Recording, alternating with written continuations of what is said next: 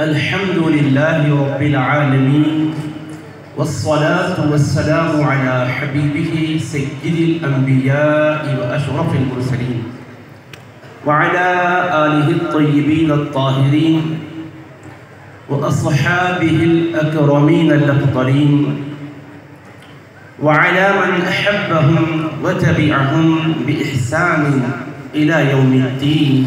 أما بعد، فقال الله سبحانه وتعالى في كلامه العظيم: أعوذ بالله من الشيطان الرجيم، بسم الله الرحمن الرحيم، ولا تتبع الهوى فيضلك عن سبيل الله. وقال تعالى في شأن حبيبه الكريم: إن الله وملائكته يصلون على النبي يا أيها الذين آمنوا صلوا عليه وسلموا تسليما. اللهم صل على سيدنا محمد وعلى آله وصحبه أفضل صلواتك وعدد معلوماتك وبارك وسلم. نبی حضرت نور مشائخ حضرت والا حفظہ اللہ و رونق اسٹیج معزز علماء کرام، مشائخ اعظام اور خانوادہ حضرت نور مشائخ، مکرم حاضرین و سامعین، اللہ رب العزت کا ارشاد مبارک ہے: وَلَا تَتَّبِعِ الْهَوَىٰ فَيُضِلَّكَ عَنْ سَبِيلِ اللَّهِ، اور تم خواہش کی پیروی نہ کرو، وہ تمہیں اللہ کی راہ سے گمراہ کر دے گی۔ سرکار غوث پاک رضی اللہ تعالی عنہ نے فتوح الغیب میں نفس کی دسیسہ کاریوں سے بچنے کے لیے بہت زیادہ تاکید فرمائی ہے، اور آپ نے اللہ سبحانہ و تعالیٰ کے قرب کو پانے کے لیے بہترین طریقہ اور راستہ یہی بنایا اور یہی بتایا ہے کہ اللہ تبارک و تعالیٰ کے قریب ہونا چاہو تو خواہشات نفسانیات کی پیروی نہ کرو۔ چنانچہ آپ ذکر فرماتے ہیں: فالعبادت فوق العبادت کل العبادت فی مخالفت نفسک و ہواک، یعنی مکمل طور پر عبادت، کامل طریقے کی عبادت اسی وقت انجام پاتی ہے جب تم اپنی خواہشات نفسانیات کے پیروکار نہ بنتے ہو، اپنے نفس کی سرکشیوں کے پیچھے نہ چلو اور اپنی خواہش کے غلام بن کر نہ چلو۔ چنانچہ اللہ پاک کے اس ارشاد کا ذکر بھی فرماتے ہیں کہ حق تعالیٰ فرماتا ہے: وَلَا تَتَّبِعِ الْهَوَىٰ فَيُضِلَّكَ عَنْ سَبِيلِ اللَّهِ، کہ خواہش کی پیروی نہ کرو، وہ تمہیں اللہ کی راہ سے ہٹا دے گی۔ پھر بیان فرماتے ہیں کہ حضرت بایزید بستامی رحمت اللہ تعالی علیہ کو خواب میں حق تعالیٰ کی بارگاہ سے دیدار کی نعمت نصیب ہوئی تو آپ نے اللہ کی بارگاہ میں سوال کیا: کیف الطریق الیک، اے اللہ تیری بارگاہ میں پہنچنے کا راستہ کیا ہے؟ تو حق تعالیٰ نے فرمایا: اترک نفسک وتعال، اپنے نفس کو چھوڑ اور میری بارگاہ میں حاضر آ۔ تو سرکار غریب نواز رضی اللہ عنہ کی تعلیم میں بھی یہی ہے، جو سلسلے چشتیہ کے سردار ہیں۔ سرکار غوث پاک کی تعلیم میں بھی یہی ہے، جو سلسلے قادریہ کے تاجدار ہیں۔ شاہ نقشبند کی تعلیم میں بھی یہی ہے، جو نقشبندی سلسلے کے تاجدار ہیں۔ اور سلسلے سہروردیہ کی تعلیم میں بھی یہی ہے، جو شہاب الدین سہروردی رحمۃ اللہ تعالیٰ علیہ کے ذریعے سے ہم تک پہنچی ہے۔ وہ فرماتے ہیں کہ حق تبارک و تعالیٰ کے قرب سے سرفرازی کا راستہ خواہش نفس کی پیروی کے ذریعے سے ہی، اور یہ ہم جو اہل سلسلہ کی نسبتوں کی باتیں کرتے ہیں، خواہ کوئی بھی قادری سلسلہ، نقشبندی، چشتی، سہروردی سلسلہ ہو، روحانیت کے طریقوں میں بھی بنیادی طور پر مریدوں کو تلقین کس بات کی جاتی ہے؟ آپ کو کیا سکھائی جا رہی ہے؟ کیا باتیں آپ کو سکھائی جا رہی ہے؟ یہی بات سکھائی جا رہی ہے کہ بھائی شریعت کی پیروی کرو۔ روحانی سلسلہ کوئی الگ شریعت سے ہٹ کر، اسلام سے کٹ کر نہیں ہے۔ قرآن کریم میں احادیث مبارکہ میں کچھ ہدایات آئی ہیں، اولیاء کرام ان ہدایات ہی کی تلقین اپنے مریدین کو فرماتے ہیں، چاہے وہ اس خانقاہ میں ہو یا دنیا بھر کی کسی بھی خانقاہ میں ہو، چاہے عجم کے علاقوں میں ہو یا عرب کے علاقوں میں ہو، مشترکہ چیز کیا ہے؟ سارے بزرگوں کے پاس یہی ہے کہ بھائی آپ اللہ کی رضا میں کامیاب بن جائیں۔ کامیاب کیسے ہوں گے؟ نفس کی خواہشات ہے کہ وہ حق سے ہٹانا چاہتی ہے۔ ہم تو ایسا نہیں ہے کہ دنیا میں بالکل راہبانہ زندگی بسر کر سکتے ہیں کہ ساری دنیا سے آپ کٹ جاؤ، پہاڑ کی چوٹی پہ رہ جاؤ۔ ظاہر ہے کہ ایسا تو انسان سے ممکن نہیں ہوگا، کیونکہ انسان لوگوں کے ساتھ میل ملاپ رکھے گا، تمدن پسند ہے انسان، معاشرت اور تہذیب سے اس کو ظاہر سی بات ہے کہ تعلق رکھنا ہی پڑے گا۔ اب ہمیں تعلیم یہ دی جا رہی ہے کہ سب میں رہ کر سب سے الگ رہنے والے بنو، سب میں رہو مگر اپنے آپ کو سب سے الگ رکھو۔ کیا مطلب؟ جسم تمہارا سب کے ساتھ رہے، دل تمہارا حق کے ساتھ رہے، یعنی ظاہری طور پر لوگوں سے جو تمہارا تعلق ہے حق کے تعلق میں وہ رکاوٹ نہ بنے۔ اب یہ جو مجالس ذکر ہے، یہ تربیتی نظام ہے، اس میں یہی بات ہوتی ہے کہ ذکر کے ذریعے سے انسان کے قلب میں جو غفلت طاری ہوتی ہے وہ دور ہو جاتی ہے، اللہ تعالیٰ کی یاد دل میں رہتی ہے، اور جب اللہ یاد رہتا ہے تو انسان اس کے احکام کے خلاف جانے سے شرماتا ہے۔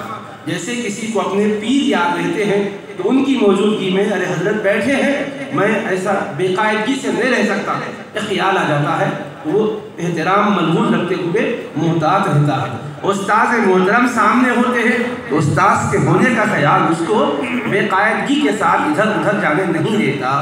تو ایک بندہ ہے، ایک مخلوق ہے، ایک احترام کا درجہ اللہ نے اسے دیا ہے، اس کی وجہ سے انسان حیا کرتا ہے۔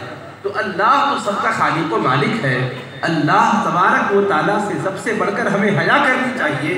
اسی لیے سرکار غوث پاک رضی اللہ عنہ ارشاد فرماتے ہیں کہ بندوں سے ڈر کے جب تم گناہ چھوڑتے ہو تو تم گویا کہ بندوں کو رب کے مقابل میں کیا سمجھ رہے ہو کہ مخلوق سے صرف حیا کر کے تو برائی سے بچ رہے ہو، لیکن تنہائی میں، خلوت میں، اپنی انفرادی زندگی میں، اپنی رات کی شب کی زندگی میں تم بے باک ہو جاتے ہو۔ تو گویا اللہ تبارک و تعالیٰ جلال کے عالم میں بندے سے فرماتا ہے، بندے مخلوق کو تم نے قدر والی سمجھا ہے اور حق کو تم نے ناقدری کے درجے میں رکھا ہے، یہ تیری کس قدر بے باکی اور گستاخی اور جرأت، تو کتنی گہری بات ہے۔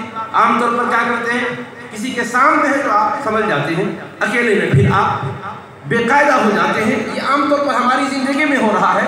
تو ہمیں بزرگوں نے یہی سمجھایا ہے، اور خاص طور پر غوثیت مآب رضی اللہ عنہ، کیونکہ ہر سلسلے میں پیران پیر کا فیض ہے، اس لیے جب ان کا ذکر کرتے ہیں تو سارے سلسلوں کا ذکر ہو جاتا ہے، اس لیے کہ وہ مرکز فیض ہے تمام روحانی سلاسل کے لیے۔ تو لہٰذا حضرت کی تعلیم کا یہ ہمارے سامنے پہلو ہمیشہ پیش نظر رہنا چاہیے، تاکہ ہم اپنے بزرگوں کو خوش کر کے اللہ تبارک و تعالیٰ کی مرضی اور اس کے حبیب کی مرضی کو حاصل کرنے میں کامیاب ہو سکے۔ کوئی بھی بزرگ آپ کو یہ نہیں کہتے کہ صاحب میرے ہاتھ چومو، میں آیا تو کھڑے ہو جاؤ، مجھے نذرانہ اور ہدیہ پیش کر دو، بس تمہاری مرید بھی کہاں قضا ہو گیا۔ اگر ایسا کوئی سوچ رہا ہے تو وہ غلطی کی سوچ میں ہے، وہ گمراہی کے راستے پر خود بھی ڈالا ہے، دوسروں کو بھی ڈالا ہے۔ سارے بزرگان نے یہ کہتے ہیں کہ یہ محبت کے اعتبار سے تمہارا ہدیہ رد نہیں کیا جا رہا ہے، تمہارا خلوص اس کے پیچھے ہے۔ کسی کا دل توڑنا بھی کسی بزرگ کو اچھا نہیں لگتا، لیکن تعلق اس کی بنیاد پر نہیں ہے۔ تعلق یہ ہے کہ اپنے قلب میں اللہ کی یاد کو بسایا جائے، حبیب پاک علیہ السلام کی یاد کو بسایا جائے۔ اس لیے آپ کے پیران کرام بھی آپ سے خوش اسی حالت میں ہوں گے جب آپ اس مشن کو سمجھیں گے اور آپ دلوں کو پاک صاف بنا کر چلیں گے۔ مخلوق خدا یقیناً ہمارے لیے اللہ تبارک و تعالیٰ کے حکم کے مطابق ربط و ضبط رکھنے کے لیے ہے، مگر ان کے ساتھ ربط و ضبط میں ہم رب سے بے خبر نہ ہو جائیں۔ عام طور پر ہماری زندگی میں کیا ہو گیا ہے، دوستوں کے ساتھ تو وقت ہے، بچوں کے ساتھ تو وقت ہے، گھر والیوں کے ساتھ تو وقت ہے، پڑوسیوں کے ساتھ تو وقت ہے، دعوتوں میں تو وقت ہے، گپ شپ کے لیے تو وقت ہے، لیکن پیر کے لیے اور وظیفے کے لیے وقت نہیں۔ ارے یہ پڑھنا نہیں ہو رہا ہے، بہت مصروف ہے، ہر آدمی مصروف ہے۔ ارے بھائی صاحب وہ مصروفیات آپ کی دنیاوی اعتبار سے کچھ کم کیجئے گا، یہ اذکار کے سلسلے کو بڑھائیے گا، کیونکہ ذکر و اذکار کے ذریعے سے جو آپ کو طاقت ملتی ہے آپ اندازہ نہیں کر سکتے۔ حضرت سیدنا امام علامہ اسماعیل حقی رحمۃ اللہ علیہ تفسیر روح البیان میں ایک بات لکھے، اسی پر میں اپنی بات کو ختم کرتا ہوں۔ وہ ارشاد فرماتے ہیں بزرگ نے خواب میں شیطان کو دیکھا اور غصہ آ گیا، لاٹھی لے کے اس کو مارنے کے لیے آگے بڑھ رہے تھے تو شیطان مسکرایا، مسکرا کر کہا میں اے ابو سعید، ان کا نام ابو سعید تھا، اے ابو سعید میں تمہاری لاٹھی سے نہیں ڈرتا ہوں۔ اچھا آپ پوچھے اے ملعون لاٹھی سے نہیں ڈرتا تو ڈرتا کس سے ہے؟ اس نے کہا کسی اللہ والے کے دل سے، معرفت الہی کا جو سورج چمکتا ہے اس کی کرنوں سے مجھے ڈر لگتا ہے۔ سوچیے آپ، لاٹھی سے بھالے سے نہیں ڈر رہا ہے، اللہ والوں سے تعلق کتنی عظیم چیز ہے۔ دیکھیے اللہ والے اپنے دل کو اللہ کی یاد میں مصروف رکھتے ہیں، اللہ کی معرفت کا سبق سکھاتے ہیں اور معرفت کے جام پلاتے ہیں۔ یہ بزرگان دین کی بارگاہوں میں کیا ہوتا ہے؟ طیبہ سے منگائی جاتی ہے، سینوں میں چھپائی جاتی ہے، توحید کی میں پیالوں سے نہیں آنکھوں سے پلائی جاتی ہے۔ توجہ کے ذریعے سے جو تعلیم دی جا رہی ہے، تلقین کی جا رہی ہے، ذکر کی، اذکار کی، اور جو ہدایات دی جا رہی ہے، اس کا مقصد کیا ہے بھائی؟ ہمارے دلوں میں اللہ اس کے حبیب کی یاد قائم ہو جائے۔ تو جب یہ اللہ کی معرفت آتی ہے، حبیب سے عشق و محبت کا تعلق آ جاتا ہے، تو پھر ہوتا کیا ہے؟ دل سے ایک سورج چمکتا ہے جو معرفت الہی کی کرنوں کو بکھیرتا ہے۔ شیطان کہہ رہا ہے میں ان کرنوں سے ڈرتا ہوں، اس لیے حکم ہے اتقوا اللہ وکونوا مع الصادقین، اللہ سے ڈرتے رہو، سچوں کی سنگت اختیار کرو۔ اولیاء کرام کے معاملات میں سمجھ میں نبی آئے تو زبان کو کھولنے کی اور تبصرہ کرنے کی ہمیں کوئی ضرورت نہیں ہے۔ محبت اور عقیدت سے اگر تعلق قائم کریں گے، یقیناً برکات دنیا اور آخرت سے مالا مال ہوں گے۔ میں اللہ کی بارگاہ میں دعا کرتا ہوں کہ پروردگار عزیز گرامی صاحب کو اور پورے کے پورے ان کے متعلقین کو، اہل سلسلہ کو اپنے فضل و کرم سے شاد کام رکھے اور برکات دنیاوی اور اخروی سے اور اپنے خاص فضل سے، اپنے لطف عمیم سے ہمیشہ مالا مال رکھے۔ والسلام علیکم ورحمۃ اللہ وبرکاتہ۔